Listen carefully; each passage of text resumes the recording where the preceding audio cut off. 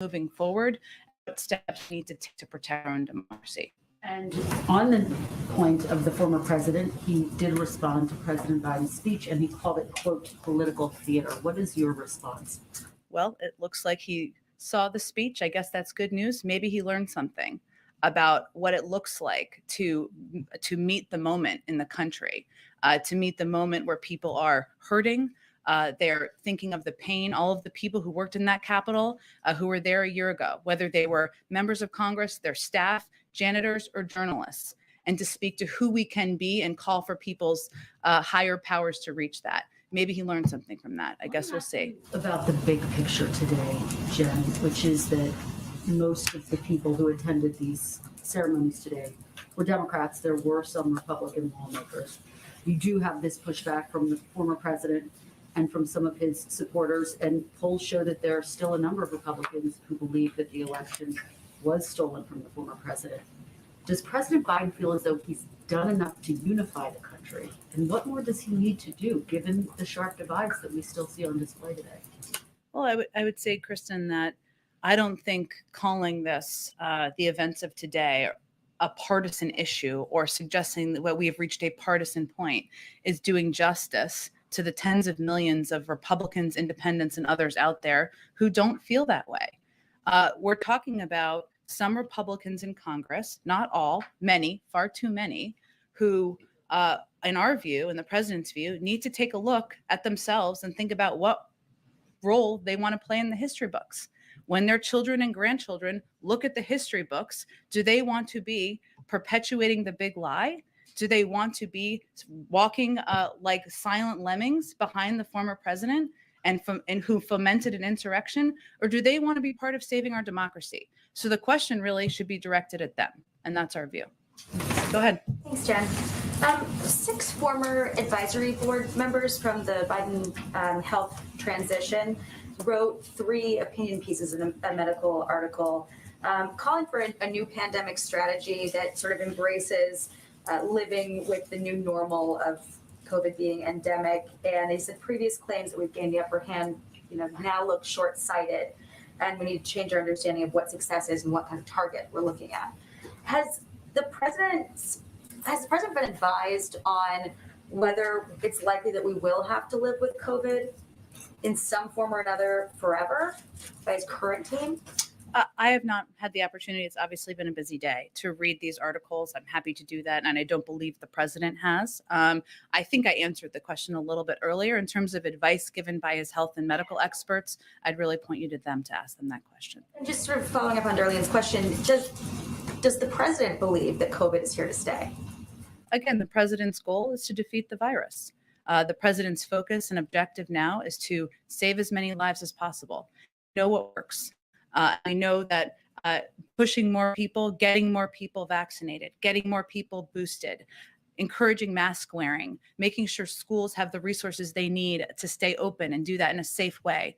These are steps that work. It means surging capacity to communities that are hardest hit. It means opening federal testing sites around the country.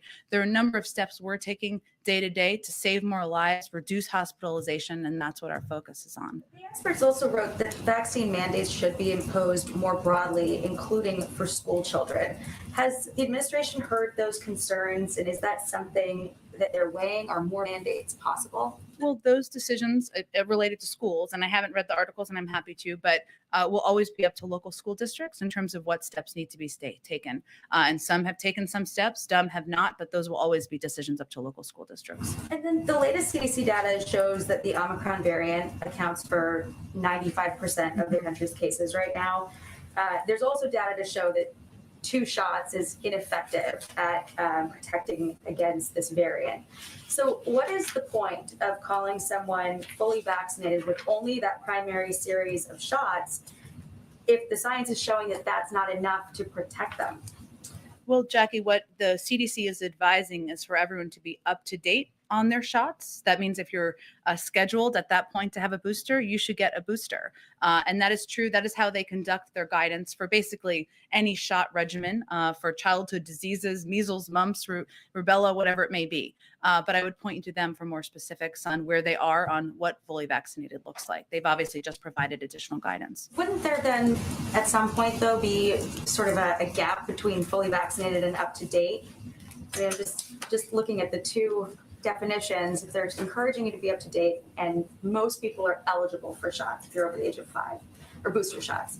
At a certain point in time, given the waning protection of the primary series of vaccines and the need to get boosters in a shorter time period, won't there come a time where you're not really fully vaccinated anymore with just 2 shots?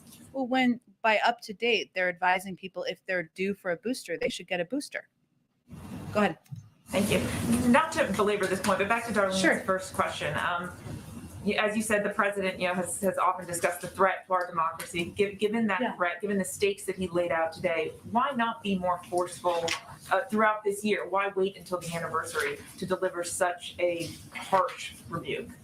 Well, again, I would say the president, in our view, has not backed down ever at any point from making clear about the need to protect our democracy, to protect the fundamental right to vote, which he feels is a key part of that.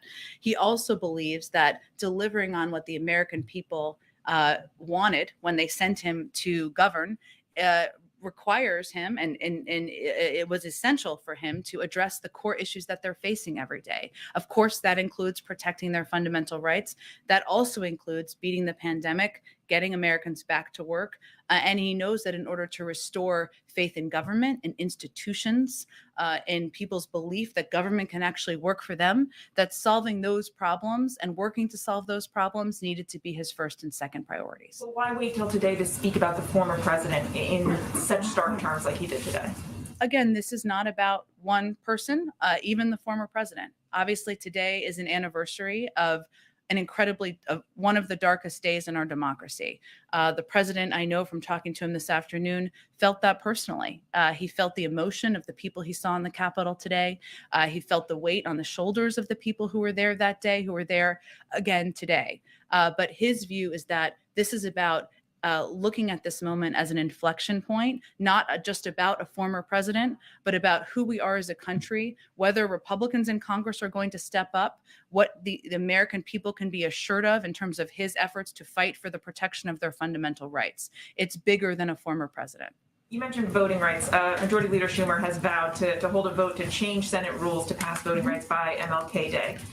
Given the urgency that the president laid out today to protecting the right to vote, will we see the president directly endorse a rule change before then?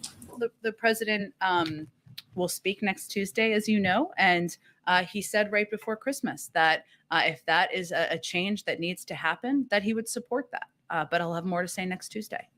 Senator Manchin has signaled that he may be willing to support a rule change. Is that something that the president has discussed with him in recent days? I will let Senator Manchin speak for himself on where he stands on that. Did you have another one, I Jackie? did. I wanted to go back to one other topic real quick. Okay. I'm sorry. Sure. The Manhattan District Attorney has ordered prosecutors to stop seeking prison sentences for certain crimes, including resisting arrest. And I'm just wondering, does that give the wrong message to criminals or to police who are having to enforce these laws that the district attorney is not going to prosecute? And does this in any way undermine the Biden administration's efforts through the DOJ and federal law enforcement partners to crack down on crimes like retail theft?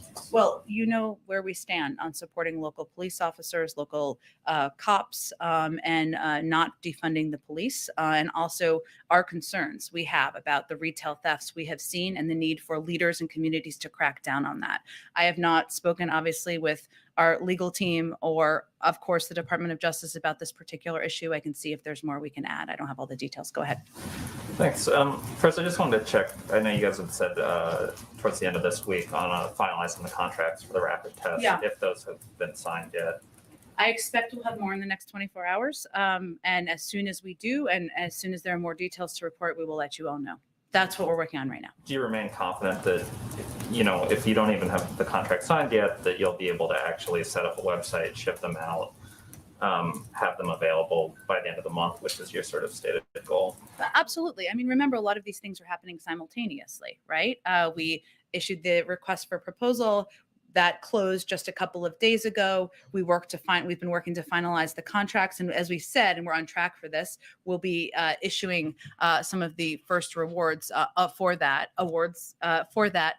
very soon. And we'll have an update on that, I think, very shortly. And we don't want to put the website up before we know we can provide even through pre-orders tests as people want to request them.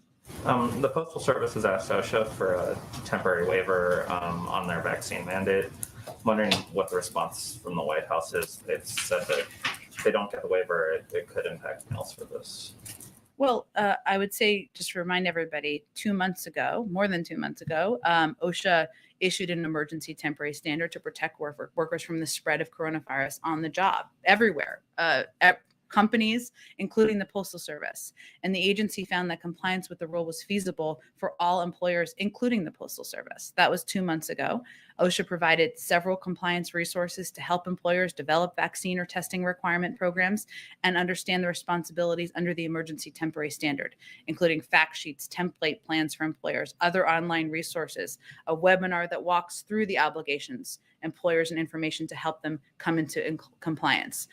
We know OSHA's mission is to ensure every working person in the country has safe and healthy working environments, including the Postal Service. So we will let OSHA speak to any response to the letter. But again, I just wanted to remind people that when it was issued, it was made clear that the Postal Service could be compliant and had the ability to do that and still conduct their jobs.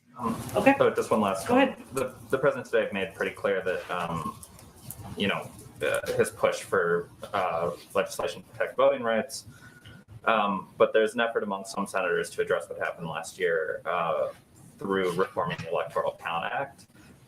I know that you guys have made clear that it's not a substitute for what you want, but are you supportive of that effort in and of itself, or do you think that it distracts sort of from the larger objective?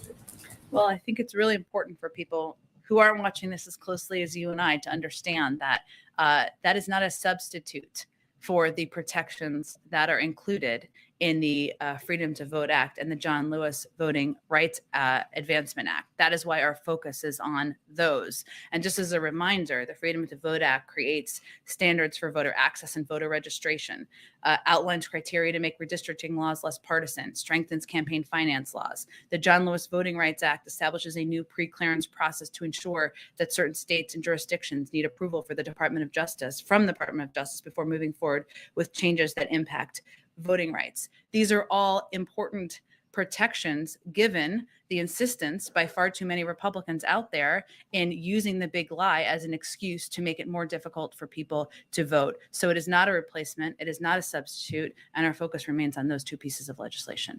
Go ahead. Thanks, Jen. Florida Governor Ron DeSantis critiqued the Biden administration's at-home testing program and said that not every single person needs to be getting tested. Quote, that's not a good strategy, but what is a good strategy is to have those at-home tests available for our vulnerable population, end quote. He says that he'll be sending tests to nursing homes, long-term care facilities, and within senior communities. So does the White House have any plans to limit tests through the website it'll be launching to vulnerable communities? And what's your response to Governor DeSantis? Well, I would first say that we have taken a number of steps to provide tests at a much larger, expansive capacity than that to vulnerable communities across the country. That has been part of the president's effort to quadruple our testing capacity, to provide the 5 million tests to community health centers, rural health centers, and to work with local health officials to ensure that we're reaching communities that need hope the most. And that is part of our commitment to approaching our effort to get the pandemic under control through the lens of equity. I would say it's pretty rich coming from Governor DeSantis, given he is somebody who has been advocating, not exactly advocating for people in his state to get vaccinated, which we know is the way that people can be protected, way that lives can be saved. And if he wants to be a constructive part of this process, then perhaps he should encourage what scientists say is the best way to save lives, prevent and reduce hospitalization. And that is getting vaccinated and getting boosted.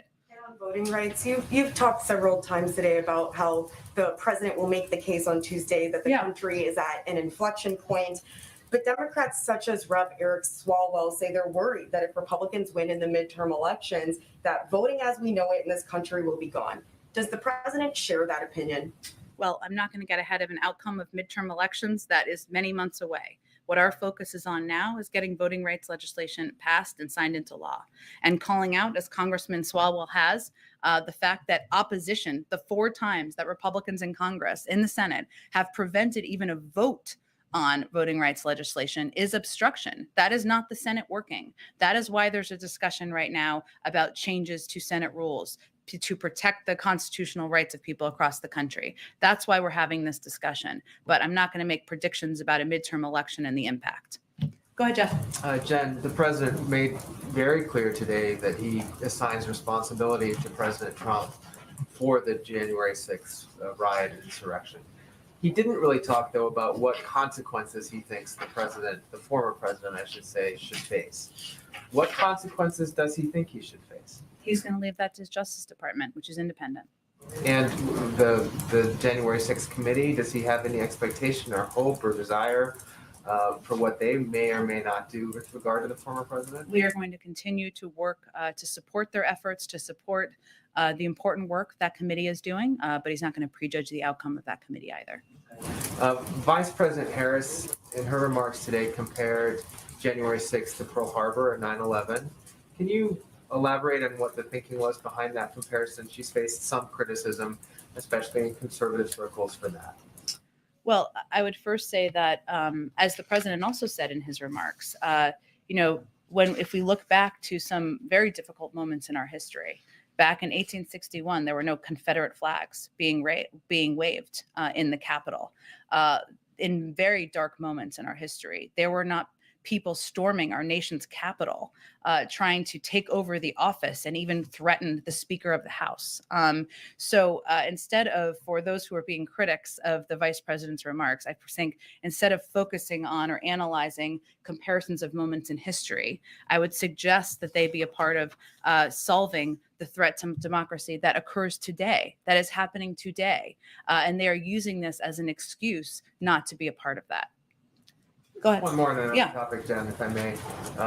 Does the White House or the president have any position, or have you weighed in at all in the sort of growing row now between Australia and Serbia over the tennis star, whose name I won't try to mispronounce, who's there now and is apparently unvaccinated?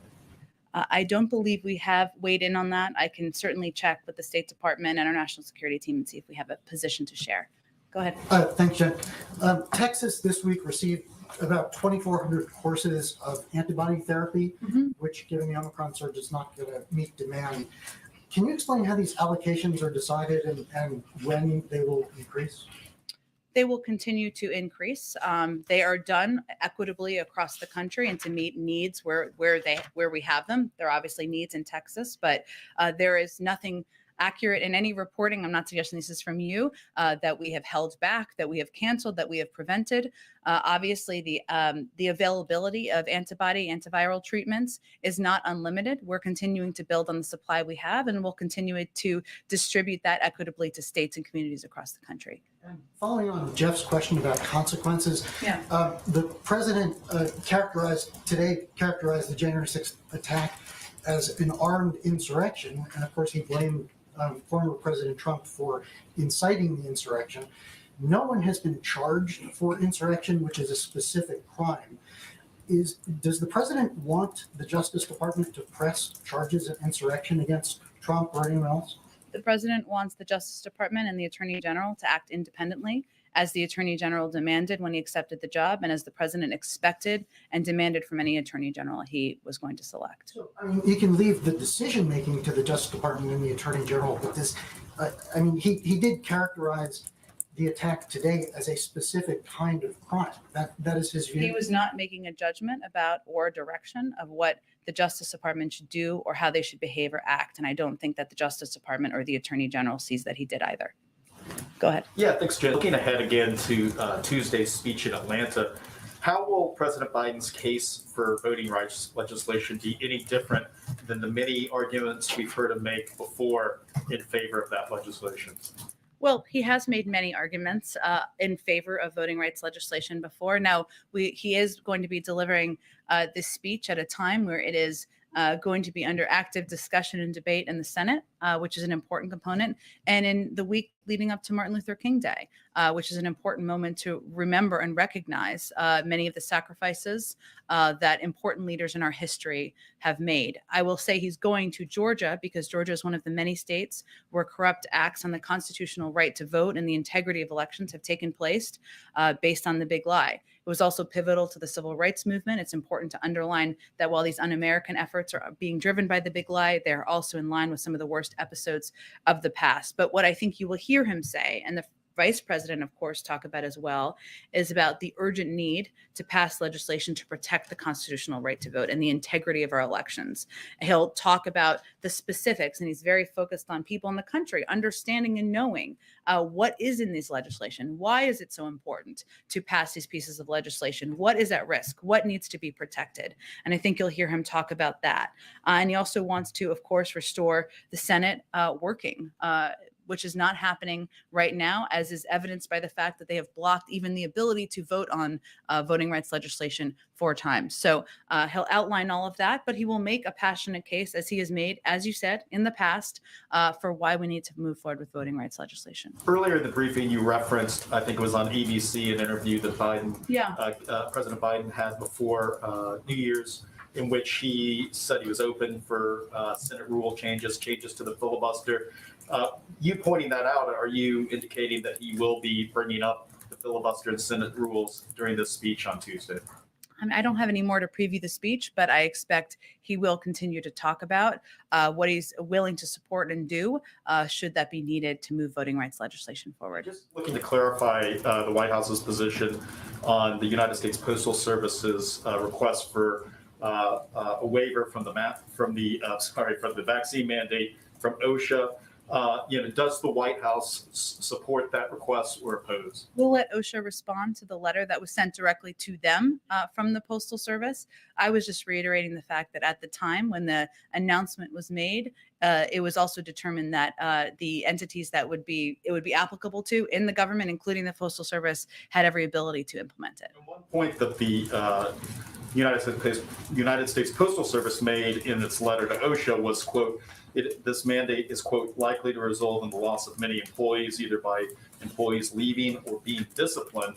Do those concerns, demonstrate why this mandate could be problematic for many businesses out there? Well, we know that more than 60% of businesses on their own accord have implemented vaccine requirements or testing requirements. They've all implemented it in different ways. Many have done it incredibly successfully, and they have done it because they want to create a safe working environment where people feel comfortable and confident in going to work.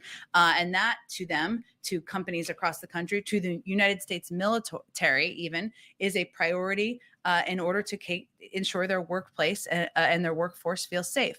As we've said many times around these requirements when we announce them, our objective here is to not punish, but to protect people, to save more lives, to make people feel more safe and comfortable in the workplace. And as a part of the process, there is a process of consulting with individuals who are not yet vaccinated, and there's not a cliff. That is not the intention here, and that is the same in terms of how it would be applied. One final question on a different topic. The President is going to Colorado tomorrow before he then goes to Nevada for hearing services. What can we expect to see from the president tomorrow in Colorado as he visits what was devastating fires there?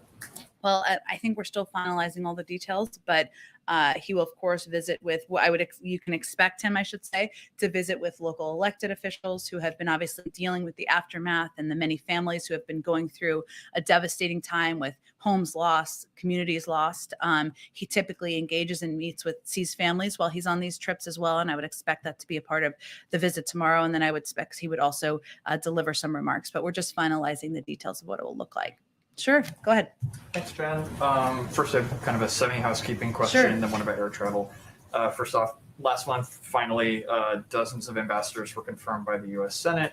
But so far, only one person, Elisa Reynoso, the First Lady's Chief of Staff, and now the ambassador to Spain and Andorra, is getting the traditional swearing in with the Vice President. There was one that was on the calendar originally yesterday for Cindy McCain that apparently didn't happen. Are these being postponed or canceled? Is this related to concerns about Omicron? So it is true that some people have been sworn in here at the White House. Others have been sworn in by leaders in their own communities. And as you referenced, some haven't been sworn in at all yet. There's no set ceremonial way or requirement, I should say, of swearing in of ambassadors or how it has to take place. And everyone does it a little bit differently. We've, of course, yes, as we're looking and continuing to battle COVID, a new variant.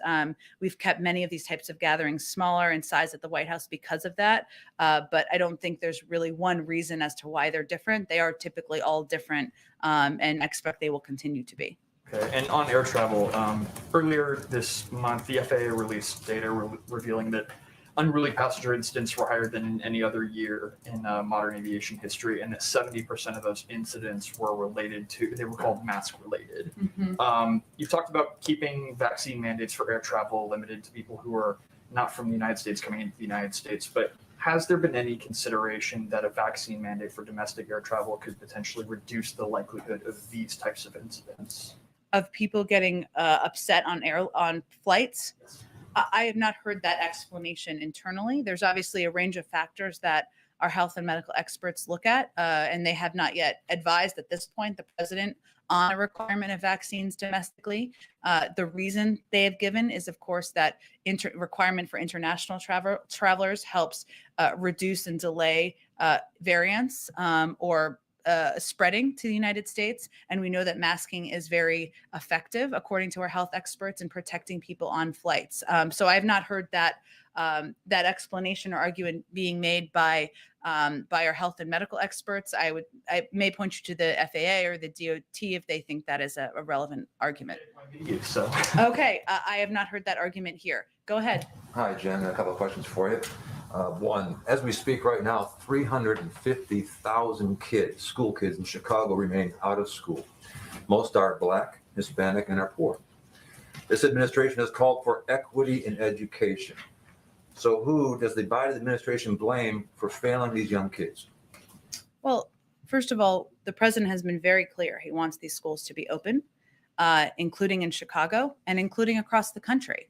That we took steps early on in the pandemic, even against skeptics who didn't think we needed this funding in the American Rescue Plan, to pass $130 billion that has already been distributed to states and gone to many schools across the country to put in place mitigation measures. It hasn't been applied everywhere, but a lot of states have used this and a lot of communities have used this very effectively. So he would like to see schools open. He believes that not having them open, as you've touched on, impacts the mental health of children. We've seen that. We know that learning gaps is something that we are seriously at risk of at this point in time. And that's why we'll continue to call for schools to open. 96% are open across the country and are doing the right thing. Will he get directly involved at a certain point? How many days have to go by before he jumps in? Well, we are in regular touch with teachers, school administrators, labor leaders across the country, nearly every single day, including in Chicago, and that will continue. And we will continue to make the case for schools to be open. Another question, please, on religious freedom. Does President Biden believe doctors and religious health care providers should be forced to perform medical procedures that violate their conscience rights and religious beliefs? I believe there are exemptions in some cases. I'm not sure what you're referring to specifically. Why don't you give me a little more? In St. Louis, the Court of Appeals just heard oral arguments on a case involving religious health care providers who object to performing gender transition procedures. I would point you, that sounds like that's a legal case that's underway that I'm not going to weigh into from here. Last one, in just a few weeks from now, here in DC, the March for Life arrives. Thousands of people will be here supporting the unborn children. Its theme this year is Equality Begins in the Womb. This administration talks a lot about equality. Does the president agree with that statement? The president believes in a woman's right to choose. I think you're very familiar with his position on this issue. Go ahead. Thanks, Jen. Beyond just the former president, there have been several Republicans today who have accused the president of political theater, exploiting the January 6th riots for political gain. You said that you talked to the president after his speech. I'm curious what his feeling was, if he's seen the response to his speech and how he feels like it went over. Well, I would first say we didn't talk about the desperate comments of many Republicans suggesting that commemorating a dark day in our democracy and calling for all of us to protect people's fundamental rights, including the peaceful transfer of power, people's right to vote across the country. We didn't talk much about attempts to distract by some Republicans in Congress. What I can tell you, and I touched on this a little bit earlier, is that what he was really touched by, I mean, he is somebody who I think we've said, I know we talk about him being in the Senate a lot, but on a day like this, it's especially important. He served in that chamber for 36 years. The people who work there are his friends, are his family, not just senators, but staff and people who've been working on committees, custodians, people who work in the lunchrooms. And he was really impacted by the sheer emotion of a day like this and the fact that it is still a trauma for many people who live through this day, journalists included. And he talked about that in his speech today a year ago. So that was really what weighed on him. And, you know, he also talked about the importance of not allowing this day to be buried in history. And he said that in his speech today, but it's important that we not allow attempts to distract by some or attempts to move on by others to prevent us from taking steps to protect people's fundamental rights. And today is a reminder of that. And kind of on a different topic, with recent announcements of House Democrats deciding not to run for re-election, it's now over 24.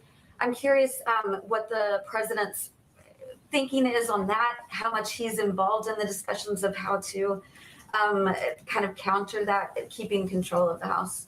Well, as I've said before, I've learned my lesson about not speaking about politics from the podium, so I'm not going to do that from here. But what I can tell you the president is focused on and feels confident in is any Democrat out there in the House, they all run every 2 years, right? They will be out there talking about what they have done to rebuild roads and rails and bridges across the country, to restore broadband, to ensure kids have clean drinking water. A handful of Republicans will be able to do that too, but not many. And they will be able to talk about how we are fighting for and hopefully will have passed efforts to put in place universal pre-K, efforts to cut the cost of childcare, elder care, and make sure that we're investing in addressing the climate crisis. It is about a choice in this country, and we'd rather be us than them in that case. Go ahead. Foreign policy question. An Iranian Navy commander has threatened the U.S. forces and asked him to leave the Strait of Hormuz. How does the White House see this threat? And it has been an escalation recently by the pro-Iran militias in Iraq and Syria against U.S. presence.